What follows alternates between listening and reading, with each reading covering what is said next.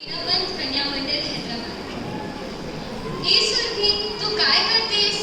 चल ना, आपण सिनेमा पाहून जाऊ ना। अरे क्या बोल रही है तू? हिंदी हिंदी देख तो सही, कौन आए हुए हैं? कौन आए हुए हैं?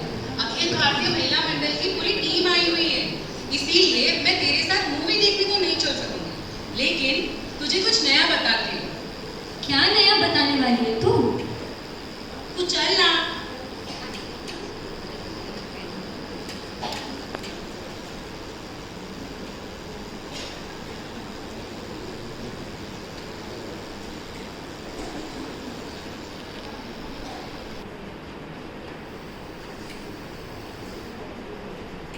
क्या नया बताने वाली है तू? बोल तो सही। तू चल ना मेरे साथ।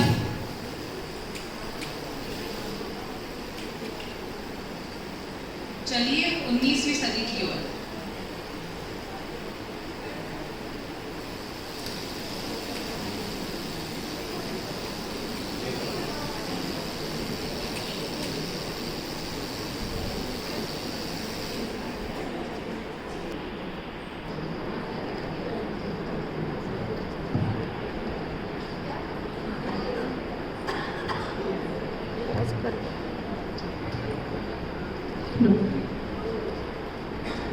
क्या कर रही हो तुम? पिताजी, मुझे पढ़ना है, मुझे अच्छा लगता है, आप मुझे पढ़ने दें। क्या करोगी पढ़ लिख कर? जाओ जाकर चूल्हा चौका फूको। अगले महीने तुम्हारी शादी है। जाओ जाकर घर का काम करो।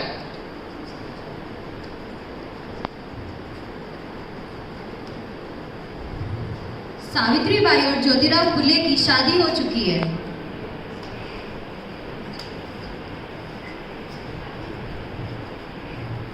सावित्री, हम दलित हैं और मेरी दिल की इच्छा है कि मैं समाज में कुछ नया बदलाव लाऊं। क्या तुम मेरा साथ दोगी?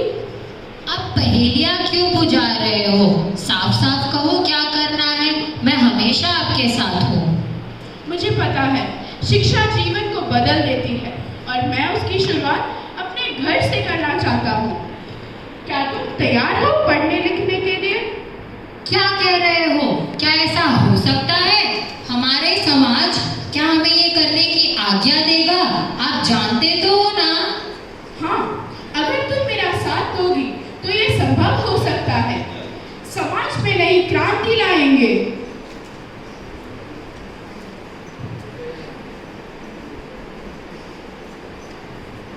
सावित्री अपने पति ज्योतिराव की मदद से शिक्षा ग्रहण कर शिक्षक बन गई, किंतु पुरुष प्रधान देश, वहाँ जहाँ शिक्षक उच्च वर्गीय की शिक्षा का अधिकारी है, वहाँ दलित वर्ग से कोई शिक्षक बन जाए, वो भी दलित वर्ग की महिला, जो समाज में तहलका मचा दिया और लोग उसे विरोध करने लगे।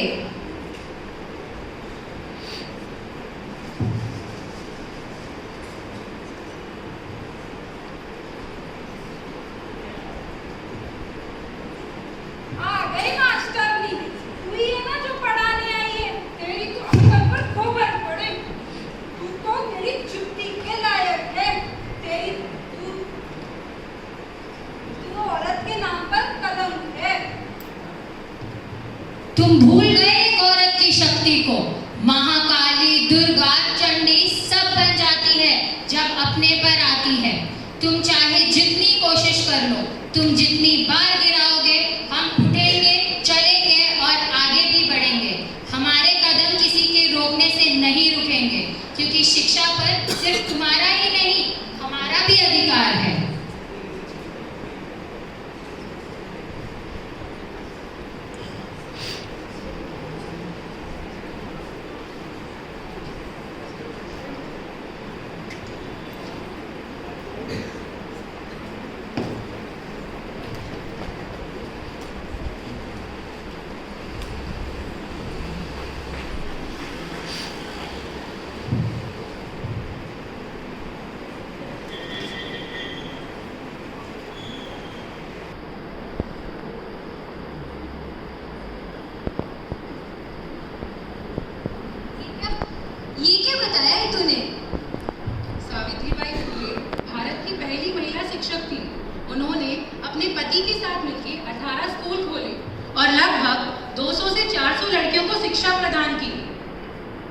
क्या बात है!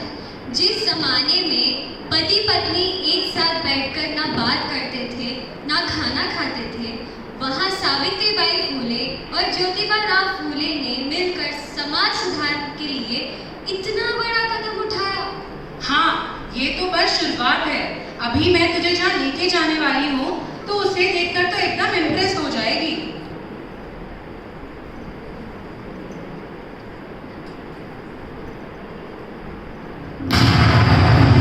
चलिए 20वीं सदी की ओर।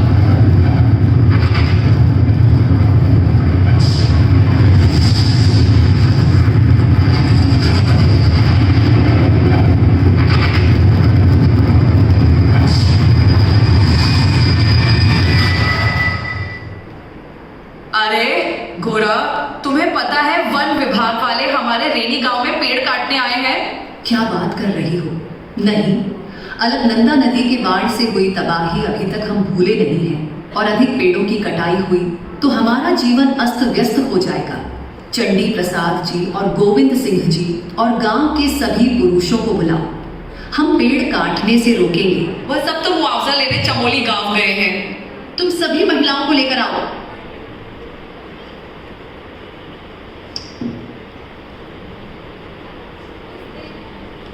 तुम पेड़ नहीं काट सकते। यह जंगल हमारा मायका है, जीवन है, प्राण है। हम इसे काटने नहीं। चली जाओ सब यहाँ से, वरना मुफ्त में मारी जाओगी। तुम सबको जेल में डाल देंगे हम। मार दो हम सबको, किंतु हम पेड़ नहीं काटने देंगे। इस प्रकार 5वीं कक्षा तक पढ़ी हुई गौरा देवी, जिसको पर्यावरण विज्ञान की जानकारी होने से पेड़ों की कटाई से होने वाले नुकसान के बारे में जानती थी और उसने जंगल के पेड़ों को बचाकर नई क्रांति लाई और उसे आंदोलन का नाम हुआ चिपको मूवमेंट। इस प्रकार महिलाओं ने प्रशासन को हिला दिया और अपने जंगल की रक्षा की।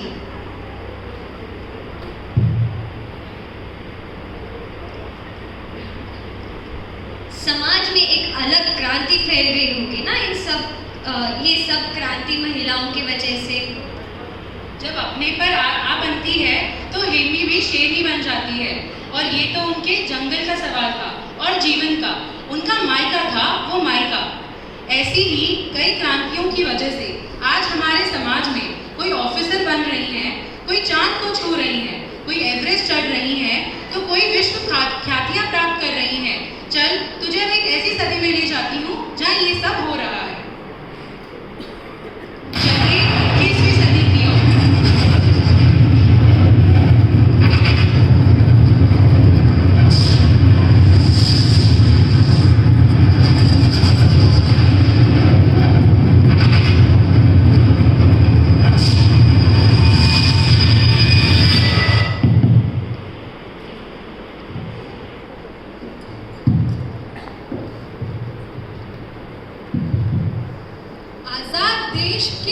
आजाद देश के पिछड़े वर्ग के परिवार में जन्मी एक बालिका।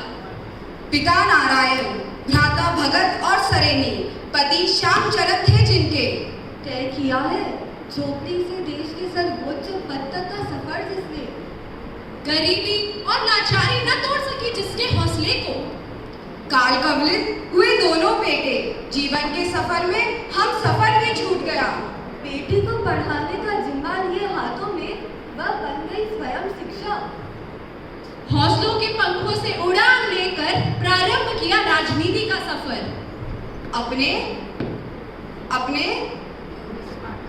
अपने निस्वार्थ कार्य और कर्म क्षेत्रता से कई पदों को किया सुशोभित। विधायक, राज्य मंत्री, राज्यपाल जैसे कई पदों को किया है सुशोभित।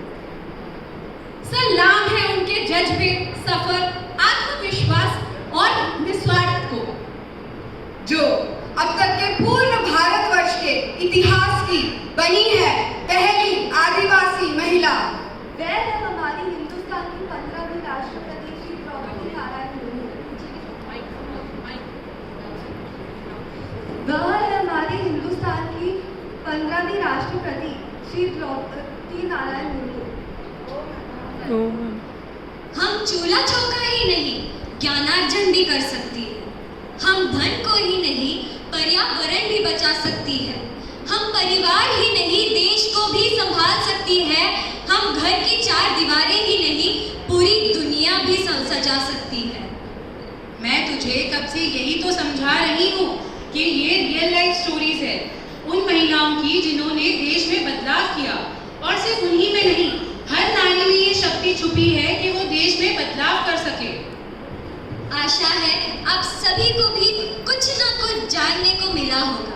यही तो है हमारे महिला मंडल की प्रवर्धन कार्यशाला, वुमेन एम्पावरमेंट ओम अरहम।